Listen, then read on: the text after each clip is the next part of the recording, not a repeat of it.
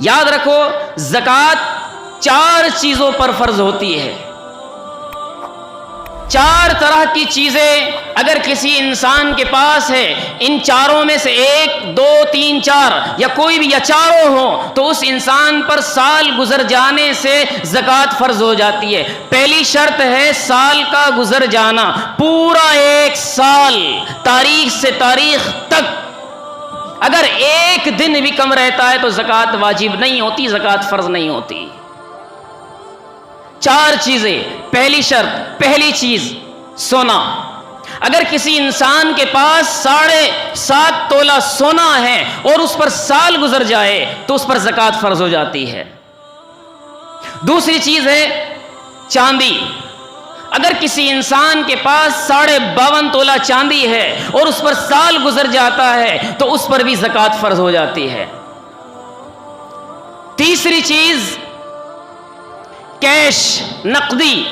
اگر کسی انسان کے پاس اتنا پیسہ ہے جس سے 52.5 تولہ چاندی یا 7.5 تولہ سونا خریدا جا سکتا ہو تو اس انسان کے اوپر بھی 1 سال گزر جانے سے زکوٰۃ فرض ہو جاتی ہے. اور چوتھی چیز مال تجارت. ہر وہ سامان، ہر وہ شے جو خریدنے کے وقت بیچنے کی نیت سے خریدی جائے. سمجھ میں نہیں آئی بات؟ جو چیز بیچنے کی نیت سے خریدی جائے. آپ نے کوئی پلاٹ خرید لیا کہ یہ پلاٹ میں نے بیچنا ہے، 5 لاکھ کا خریدا اور 10 لاکھ کا بیچ دیا. پلاٹنگ کرتے ہیں، زکوٰۃ فرض ہو جائے گی. ہر وہ چیز جو بیچنے کی نیت سے خریدی جائے. ذہن میں ڈالو میں کیا کہہ رہا ہوں. نہ جانے کتنے کس طرح کے سوالات لے کر آتے ہیں، سوال سمجھتے ہیں.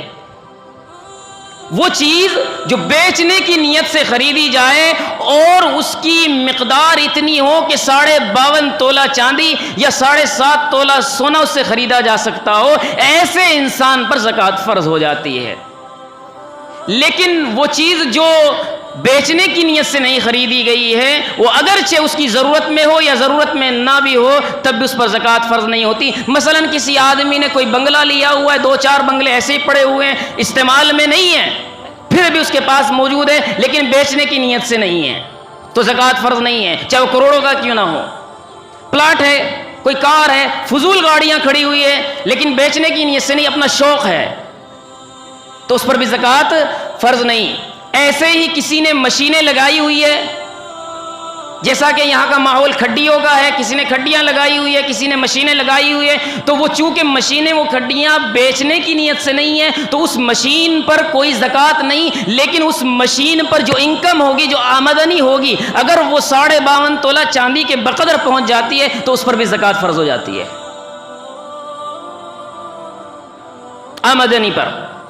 ایسے ہی پرچون کی دکان ہے، اس میں سارا کا سارا سامان ہے جی بیچنے کی نیت سے. یاد رکھو پرچون والے زیادہ گڑبڑی کرتے اس مسئلے میں. پرچون کی دکان پر جتنا سامان ہے وہ سارا بیچنے کی نیت سے، لہذا اس کی قیمت کو لگایا جائے گا. اگر وہ اتنا پہنچ جاتا ہے تو اس سے بھی زکوٰۃ فرض ہو جاتی ہے. یہ 4 چیزیں ہیں جس سے زکوٰۃ فرض ہو جاتی ہے. اب لینے والا کون ہے؟ یہ زکوٰۃ کس کو دی جائے؟ مستحق کون ہے؟ فرمایا سب سے پہلے مستحق اپنا قریبی رشتہ دار ہے. قریبی رشتہ دار ہے. کس کو نہیں دے سکتے؟ ماں کو نہیں دے سکتے، باپ کو نہیں دے سکتے، ماں کی ماں نانی کو نہیں دے سکتے، پڑنانی کو نہیں دے سکتے، باپ کو نہیں دے سکتے، باپ کے باپ دادا کو نہیں دے سکتے، پردادا کو نہیں دے سکتے، اولاد میں بیٹی کو نہیں دے سکتے، بیٹی کی بیٹی نواسیوں کو نہیں دے سکتے. سمجھ رہے نا؟ ایسے ہی لڑکے کو نہیں دے سکتے، پوتوں کو نہیں دے سکتے. بھائی کو دے سکتے ہیں، بہن کو دے سکتے ہیں، بھتیجے کو دے سکتے ہیں، بھانجے کو دے سکتے ہیں، ماما کو دے سکتے ہیں، نانا کو نہیں. سمجھ میں آ رہی نا مسئلہ؟ زکوٰۃ کس کو نہیں دے سکتے. اور جو ایک شرط اس کے ساتھ ہے وہ ہے کہ وہ لینے والا چاہے کوئی بھی ہو سید نہیں ہونا چاہیے، ہاشمی گھرانے سے نہیں ہونا چاہیے، اس کو بھی زکوٰۃ دینا جائز نہیں ہے. چاہے وہ زکوٰۃ کا مستحق ہی کیوں نہ ہو، غریب چاہے کتنا ہی کیوں نہ ہو، اس کی امداد کرو، زکوٰۃ نہ دو. زکوٰۃ کا مال چونکہ یہ میل کچیل ہوتا ہے، یہ توہین ہے، اس لیے اس کو نہیں دے سکتے. آل رسول جو ہوتے ہیں، جو ہاشمی خاندان سے ہوتے ہیں، ان کا اکرام کیا جائے گا، ان کو یہ زکوٰۃ کا مال نہیں دیا جا سکتا۔ اور ایک آخری بات جو چلی آ رہی ہے بڑی،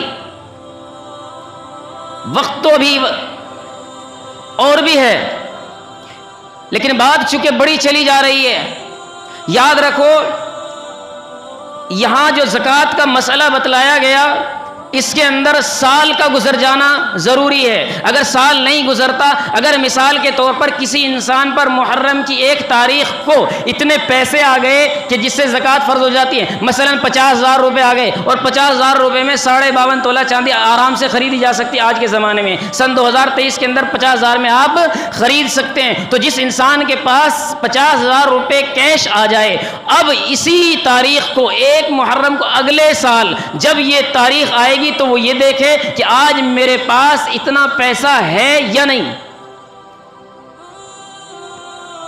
اگر میرے پاس 50 کے بجائے 1 لاکھ ہو گیا تو 1 لاکھ کے 40واں حصہ نکال دیجئے، 2,500، ٹھیک ہے۔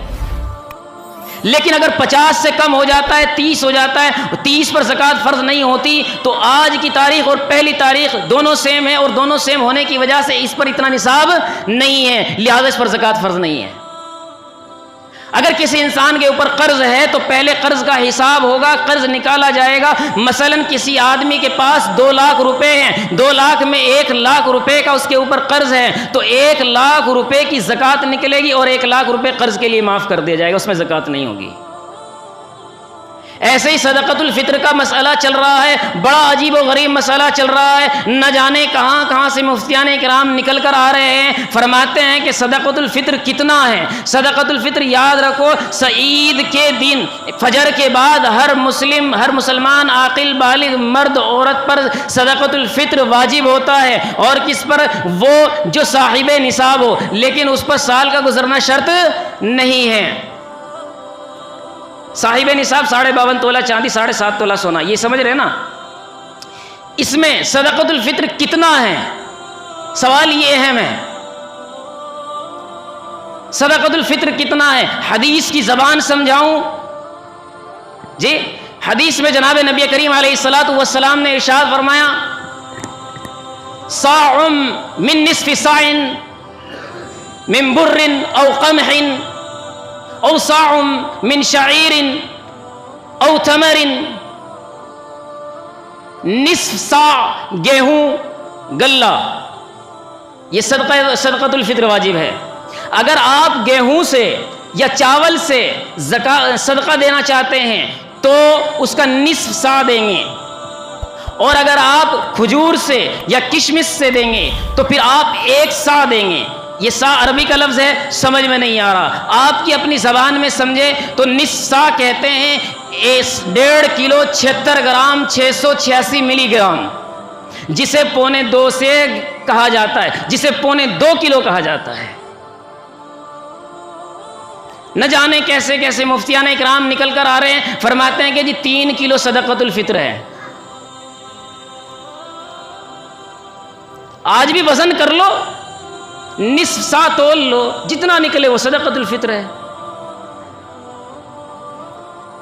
3 کلو یا 3.5 کلو وہ کشمش بنتی ہے، وہ کھجور کا صدقہ بنتا ہے۔ یہ اچھی بات ہے کہ زیادہ سے زیادہ دینا چاہیے، لیکن عوام کو غلط مسئلہ بتلا کر الجھانا نہیں چاہیے۔